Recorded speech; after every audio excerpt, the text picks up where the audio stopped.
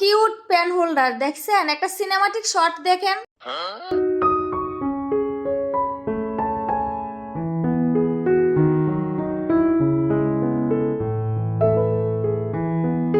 এতক্ষণ আপনারা মিষ্টি একটা সিনেমাটিক শট দেখলেন, এবার জোড়াতালি লাগানোর পালা। জোড়াতালি লাগাইয়া যে আমি এত সুন্দর মিষ্টি পেন হোল্ডার বানাই লাইছি, আপনারা আমার সম্পূর্ণ ভিডিও কন্টিনিউ করলে এই মিষ্টি সুন্দর আইডিয়াটা পাইবেন। আর এই ধরনের আরো সুন্দর সুন্দর আইডিয়া পাইতে হইলে আমার ভিডিও কন্টিনিউ করতে হইব, আপনাদের আমার উৎসাহ দিতে হইব, কমেন্টে জানাইতে হইব আবার এইটা কেমন হয়েছে দেখতে।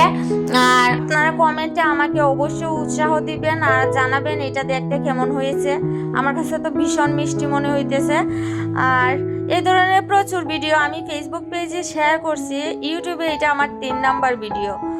তবে সব থেকে আমার এইটা বেশি ভালো কাজ হয়েছে, খুব সুন্দর হয়েছে এটা। আর আরও সুন্দর সুন্দর ভিডিওর আইডিয়া পাইতে হইলে আমার চ্যানেলটা অবশ্যই আপনারা সাবস্ক্রাইব করবেন ভালোবেসে। যেহেতু আমি নতুন, জানি না ইউটিউব আমার ভিডিওটা কতজনের কাছে সাজেস্ট করবে। তো আমি এইগুলা কি কি দিয়ে বানাইছি আপনারা দেখতেছেন। তার মধ্যে আমার যে কৌটাটা দেখতেছেন, ডিব্বাটা আসলে অনেক পুরনো। এটা ছিল এটাতে আমি মশলা রাখতাম, তো এটা পুরাতন হয়ে গেছে।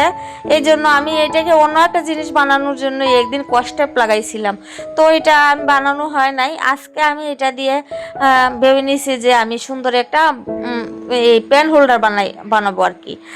তো এটা এইভাবে আমি রেডি করে নিচ্ছি। শুধু আমার কাঠিগুলা কিনা আর সব কিছু আমার পুরাতন। আমার ঘরে রশি ছিল, রশি দিয়ে আমি একটা সুন্দর ফুল বানাবো। লাস্টে আপনারা দেখতে পাবেন ফুল বানানোর আইডিয়াটা আমার সম্পূর্ণ নিজের।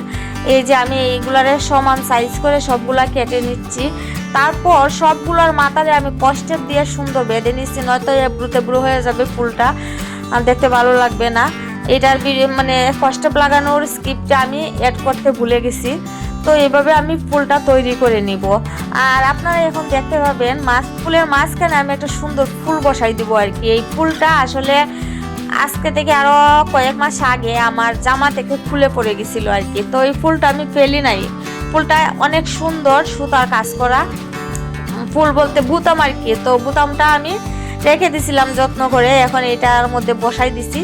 ভাবলাম যে এই সাদার মধ্যে এই পিঙ্ক